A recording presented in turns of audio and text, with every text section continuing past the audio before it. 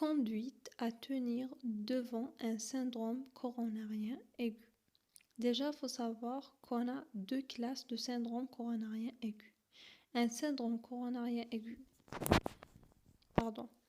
avec sus-décalage persistant, c'est très important ce mot, persistant du segment ST, ou bien ce qu'on appelle SCA, ST+, ou en anglais STEMI. Donc c'est quoi? C'est en rapport avec une occlusion complète et persistante d'une artère coronaire qui nécessite une reperfusion coronaire urgente par fibrinolyse intraveineuse ou par angioplastie coronaire. Les SCAST-, les syndromes coronariens aigus, sont sus-décalage persistant du segment ST, c'est-à-dire on pourrait avoir un sus-décalage du segment ST mais qui n'est pas persistant, du segment ST, le SCA-ST-, dans lequel l'occlusion coronaire est partielle ou intermittente. Donc, dans les SCA-ST-, on va distinguer donc des IDM sans sus-décalage du segment ST, ce qu'on appelle IDM ST- ou bien NSTMI, et on va distinguer longueur instable. Donc, selon quoi on va distinguer entre le NSTMI et longueur instable, c'est selon la libération ou non des marqueurs de nécrose myocardique, ce qu'on appelle donc plus précisément ce qu'on voit c'est la troponinémie, c'est-à-dire c'est le dosage de troponine. Si c'est élevé, c'est un STMI, si ce n'est pas élevé, c'est un longueur instable. Il faut savoir que les SCAC-, c'est une entité hétérogène, donc dans ce cas-là, la prise en charge repose sur une stratification du risque. Il faut savoir déjà où on est, c'est quoi le risque, pour orienter le malade vers la stratégie thérapeutique la plus adaptée. On va commencer par la prise en charge du NSTMI. D'abord, on va voir les symptômes. Il y a un début de symptômes. On va voir déjà le premier contact médical. On a fait un ECG, on a diagnostiqué qu'il n'y a pas un sus-décalage persistant du segment ST. Et il y a les signes d'un syndrome coronarien aigu. On va voir si on est dans un centre d'angioplastie primaire ou non, l'ISP, centre d'angioplastie primaire. On va voir si on n'est pas dans un centre d'angioplastie primaire. On va voir si c'est à très haut risque. Si c'est à très haut risque, on va le transférer immédiatement dans un centre disposant d'angioplastie primaire. Si on est déjà dans un centre d'angioplastie primaire et que c'est à très haut risque, on va directement faire l'angioplastie primaire dans moins de 2 heures. C'est un équivalent d'un STEMI. C'est un équivalent d'un STEMI. On va voir après comment on va faire. Si on est dans un centre d'angioplastie et que c'est à haut risque, ou bien on n'est pas dans un centre d'angioplastie et que c'est à haut risque, dans ce cas-là, on va le transférer le même jour vers un centre d'angioplastie. Et quand on est arrivé au centre d'angioplastie, on va faire l'angioplastie dans moins de 24 heures. Là, le délai, c'est 24 heures. C'est pas comme le très haut risque où le délai, c'est 2 heures. Si c'est à bas risque, dans ce cas-là, c'est sélectif. L'angioplastie est sélective. Donc, maintenant, on a parlé de très haut, de haut et de bas risque. Ça veut dire quoi? Le très haut risque, si on a une instabilité hémodynamique, si on a un choc cardiogénique, si on a une douleur thoracique récidivante réfractaire malgré le traitement médical, si on a là une arythmie menaçant la vie, si on a une complication mécanique de l'infarctus du myocarde, s'il y a une insuffisance cardiaque aiguë qui est clairement liée au syndrome coronarien aigu ST-, ou bien dans le cas où il y a un sous-décalage du segment ST qui est supérieur à 1 mm dans 6 dérivations, ou il y a aussi ce qu'on appelle un sus-décalage du segment ST en AVR et ou en V1. Soit en AVR ou en V1, c'est à très haut risque quand on a un sus-décalage du segment ST. Quand on a un sous-décalage du segment ST qui est supérieur à 1 mm dans 6 dérivations, c'est à haut risque. C'est très très important de savoir le très haut risque.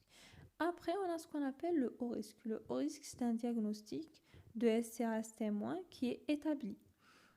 ou bien des modifications de ST et de T dynamiques, nouvelles ou présumées nouvelles contiguës, symptomatiques ou silencieuses, c'est-à-dire ça change. On va faire un ECG, on va trouver un sous-décalage, on va faire un autre ECG, on va trouver un ECG normal. Donc cette variabilité, ces mouvements, cette bougie électrique, ce mouvement électrique, il est péjoratif. C'est à haut risque. On a aussi l'arrêt cardiaque récupéré sans décalage de segment ST ni choc cardiogénique, c'est à haut risque. Et le score de risque GRASS qui est supérieur à 140. Tout ça, on va parler d'un haut risque. Et le bas risque, c'est l'absence de toutes les caractéristiques de haut et très haut risque. Donc, pour résumer, le NSTMI, on va voir les symptômes, on va faire le CG, c'est bon, on suspecte le NSTMI. On va faire quoi? On va aller dans un centre d'angioplastie primaire. Si c'est à très haut risque, dans les moins de 2 heures. Si c'est à haut risque, c'est dans les 24 heures. Si c'est à bas risque, c'est sélectif. Maintenant, on va passer au STEMI, la prise en charge du STEMI. Donc, pour la prise en charge du STEMI, qu'est-ce que vous avez donc? Vous avez un patient. On va voir d'abord le premier contact médical. Soit il est directement allé dans un centre d'angioplastie.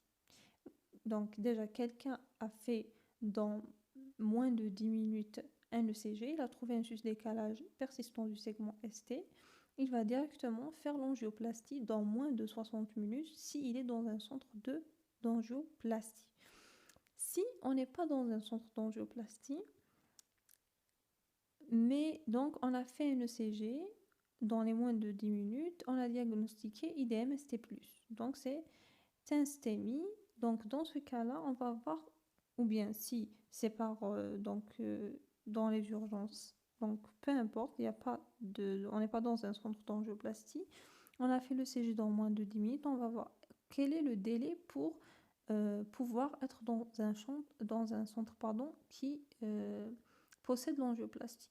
Donc soit si on pourrait donc être dans ce centre-là dans moins de 2 heures, donc dans 2 heures ou moins de 2 heures, donc maximum 2 heures, on va aller jusqu'à 2 heures pour arriver au centre d'angioplastie et on va faire notre angioplastie dans moins de 90 minutes, c'est la reperfusion, c'est ce qu'on appelle l'angioplastie. C'est un geste de revascularisation, de reperfusion, soit par ballon ou par shunt. Ok. Et puis, si on ne peut pas arriver dans un centre d'angioplastie dans 2 heures de temps, donc ça prend plus de 2 heures de temps, dans ce cas-là, on va faire la fibrinolyse, c'est-à-dire on va casser, on va thromboliser, on va fibrinoliser le caillou de sang. On va fibrinolyser donc l'artère qui est bouchée, le thrombus, parce que on va dire l'anomalie la plus fréquente des syndromes coronariens aigus, des IDM, c'est ce qu'on appelle la thrombose, la fibrinolyse. Donc on va fibrinolyser le thrombus dans moins de 10 minutes. Dans moins de 10 minutes. Donc c'est ce qu'on appelle la prise en charge d'un STEMI. Prise en charge d'un STEMI, je suis dans un centre d'angioplastie, j'ai fait mon ECG dans moins de 10 minutes, j'ai trouvé un ST+, directement je fais l'angioplastie dans moins de 60 minutes. Je ne suis pas dans un centre d'angioplastie, j'ai fait mon ECG dans moins de 10 minutes, j'ai trouvé un ST+, je vois si je peux donc arriver dans mon centre d'angioplastie dans 2 heures. Je vais donc dans ce centre-là et je fais mon angioplastie dans les 90 minutes. Si donc on ne peut pas arriver dans les 2 heures, on fait de la fibrinolyse et donc dans 10 minutes. Dans le NSTMI où on avait dit qu'il n'y avait pas une obstruction complète de notre artère, interdiction de thromboliser. Là, vous pouvez créer donc des thrombus, à différents endroits. C'est l'interdiction totale de thromboliser dans le NSTMI. Après avoir thrombolisé, il y a des critères de reperfusion. Il y a des critères de succès de la thrombolyse ou bien de la fibrinolyse. D'abord, c'est la disparition de la douleur, la disparition du sus-décalage ou bien la régression de son amplitude qui est supérieure à 50%.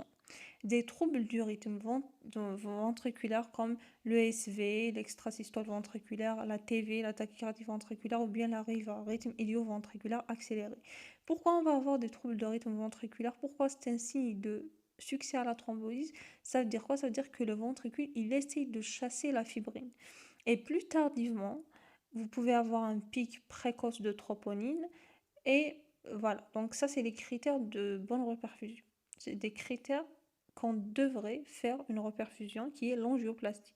Donc après chaque fibrinolyse, il faut faire une angioplastie de routine. S'il y a un succès à la fibrinolyse, on va faire, ou bien à la thrombolyse, c'est des synonymes, on va faire l'angioplastie de routine. S'il y a échec à la thrombolyse, c'est-à-dire il n'y a pas disparition de douleur, il n'y a pas régression du décalage du segment ST de 50%, il n'y a pas de trouble du rythme ventriculaire, il n'y a pas de pic précoce à la troponine tardivement, dans ce cas-là, on va faire ce qu'on appelle une angioplastie de sauvetage.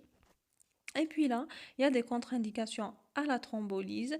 Donc, vous avez tout ce qui saigne, tout ce qui a saigné déjà et tout ce qui saigne, c'est des contre-indications donc à la thrombolyse. On a des contre-indications absolues, d'autres relatives. Donc, parmi les absolues, on a des antécédents d'hémorragie intracrânienne ou d'AVC d'origine inconnue, quelle que soit l'ancienneté de l'antécédent. On a des AVC ischémiques dans les 6 mois précédents, des atteintes ou néoplasmes ou bien malformations artério-veineuses du système nerveux central, du SNC. On a des traumatismes majeurs, chirurgie, blessures céphaliques au niveau céphalique dans le mois précédent. On a des hémorragies gastro-intestinales dans le mois précédent. On a des désordres hémorragiques connus hormis les menstrues, la dissection aortique et les points de ponction non compressibles dans les 24 heures précédentes, par exemple biopsie hépatique ou bien ponction lombaire. Celles-ci sont les contre-indications absolues à la thrombolyse. Puis vous avez les contre-indications relatives. On a les accidents ischémiques transitoires dans les 6 mois précédents, le traitement anticoagulant oral par les AOD, la grossesse ou postpartum de moins d'une semaine, l'hypertension artérielle réfractaire, c'est-à-dire qui récidive avec une systolique 18 à 18 et ou une diastolique à 11, maladie hépatique avancée, l'endocardite infectieuse, l'ulcère peptique actif et la ressuscitation prolongée ou traumatique, c'est-à-dire après une réadaptation, après une réanimation qui est prolongée ou traumatique. Ça, c'est pour les contre-indications absolues et relatives de la thrombolyse qui sont à apprendre donc par cœur. Après avoir donc gérer l'urgence, qui est la plus importante, gérer l'urgence donc du STEMI et du NSTEMI. Donc après avoir fait pour le STEMI l'angioplastie si on est dans un centre d'angioplastie ou la fibrinolyse si on n'est pas dans un centre d'angioplastie, puis après on va voir si on a un échec ou un succès à la thrombolyse, si c'est un succès angioplastie de routine, si c'est un échec angioplastie de sauvetage. Si c'est un STEMI, on va voir le risque, très haut risque et bas risque. Si c'est très haut risque, c'est comme le STEMI dans angioplastie, mais attention, pas de thrombolyse dans le NSTEMI, on va faire l'angioplastie dans les 2 heures. Si c'est à haut risque angioplastie, c'est-à-dire nettoyer carrément l'artère dans les 24 heures. Et si c'est à bas risque, donc c'est sélectif. Ce qu'il faut savoir, c'est que la thrombolyse, elle va créer un chemin, c'est-à-dire un chemin pour que le sang passe.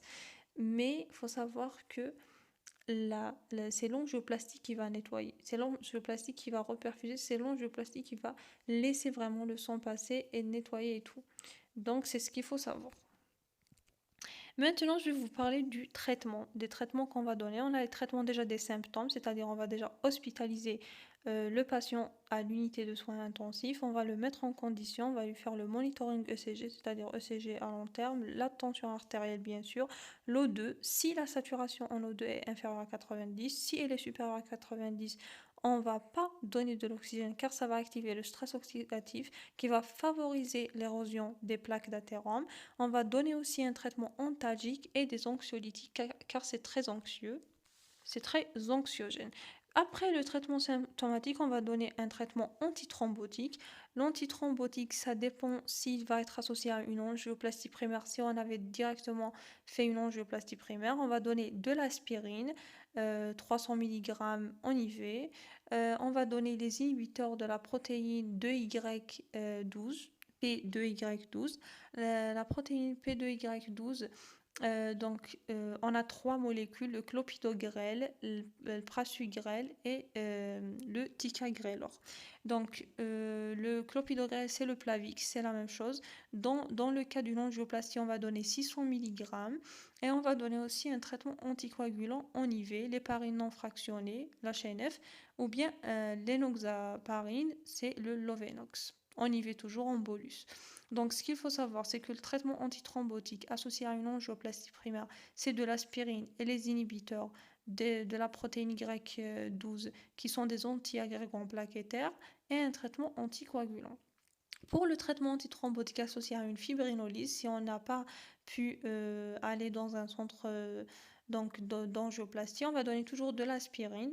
Voilà, de l'aspirine, toujours Péros ou bien en IV, et on va donner aussi les inhibiteurs de la P2Y12. Mais dans ce cas-là, c'est seul le clopidogrel qui est valide dans ce contexte. On ne va pas donner le prasugrel et le tisagrelor, donc ils ne sont pas valides dans ce cas, c'est que le clopidogrel qui est valide, c'est-à-dire c'est le Plavix. Et dans ce cas-là, on ne va pas donner 600 mg de clopidogrel comme c'est le cas de l'angioplastie primaire. Dans ce cas-là, les doses vont diminuer, c'est 300 mg.